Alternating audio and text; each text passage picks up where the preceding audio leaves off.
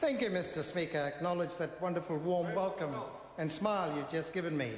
I wish I could return the same to Mr. Gilmore, who has just spoken. I asked Mr. Gilmore to remember that he's here only because of 39 votes. And when there is any downturn in the votes for that particular party, he should remember, Mr. Speaker, that he will be the first to go.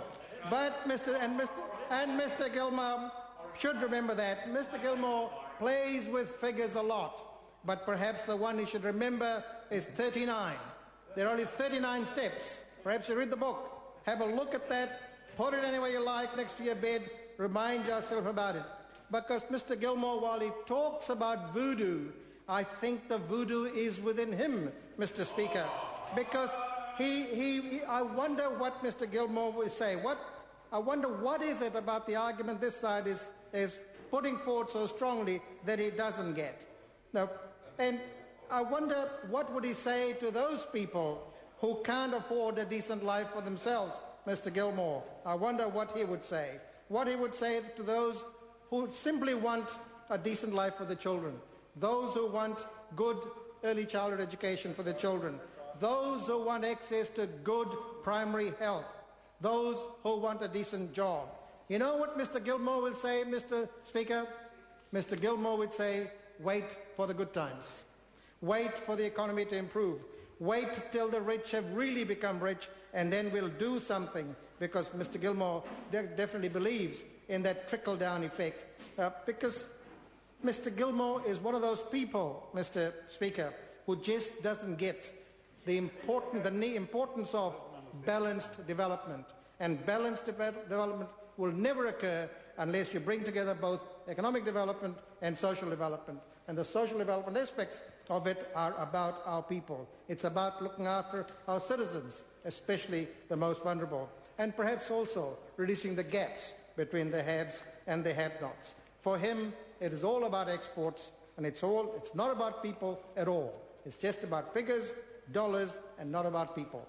Now, in a similar way, Mr. Speaker, when Craig Foss was speaking, it's interesting how he forgets about the amount of resources his party is currently spending trawling through the past, because he was lecturing to this side of the House that we should not bring up the past, Mr. Speaker, when Trevor Mallard was doing very, very aggressively, perhaps, an issue that was of concern to him, and simply bringing that to the attention of this House. Mr. Gilmore got very angry about that. Mr. Foss, got very angry about that, and he said that we shouldn't do that. But that side of the House trawls through the archives to bring for their Prime Minister quotes from the deep past, so that they may read it and remind what some members of this House might have said 10, 15 years ago. So, you know, if he lives in glass houses, he shouldn't throw stones. And intense scrutiny might be something that side does not like, but they should get used to it, because that's what they will get from this side of the House. But perhaps more importantly, Mr. Speaker, the problems of Budget 2009 have not been addressed by Budget 2010, because we can ask a number of questions. Did the jobs they promised in 2009 materialize? Did they? Where are they? Where are they? Has a number of jobs gone up? But they promised a cycleway. Did that materialize? How many jobs has that created? Well, not many. That unemployment would be halted. Has that been halted? It hasn't really. Have our savings record increased in this country? No, they haven't. That the vulnerable get assistance, the kind of assistance that the vulnerable deserve, in the shift of resources. Instead, what they did, Mr. Speaker, was shift resources from the poor to the rich, from low and middle income earners through to the high income earners. They've had two cracks at this, Mr. Speaker, in the 2009 budget and again in the 2010 budget. And the government is borrowing to fund this, borrowing at a rate of knots. Hundreds of millions of dollars are being borrowed to fund this particular shift. Now, where is the sense in that? It actually simply uses day in and day out the mantra that for 9 years this government did nothing. If only they were intellectually honest, Mr. Speaker, they would interrogate the kinds of advances the government of the last 9 years did bring to this country, did pay off the debts, did save money, did increase our savings record, did put money aside for our national superannuation scheme, the Kiwi Saver, etc. They might be fair about it, but though they're not. But let's look more intensively in what the government's program at the moment is. And let's look at that. Perhaps the point I wanted to make, Mr. Speaker, is this. You know, a country's budget is really a moral document. It really expresses the values and philosophies and morality, if you like, of the government who proposes the particular document. And one can look at the budget and look at it to find signs of that particular morality and those sense of values. And I want to look at this budget from that perspective. Now, if we just look at the tax cuts, the mantra at the moment is that the tax cuts actually everybody benefits. And yet they don't. It's absolutely not true. If everybody benefits, then why is it that the government is not able to take a typical family, a range of typical families, and actually show us in real terms what are the effects of this budget on them? Well, Mr. Mapp says we did. Well, perhaps Mr. Mapp might like to explain some of what I'm going to tell him in a minute. If you're only taking GST and comparing that against the decrease in taxation, that's one point.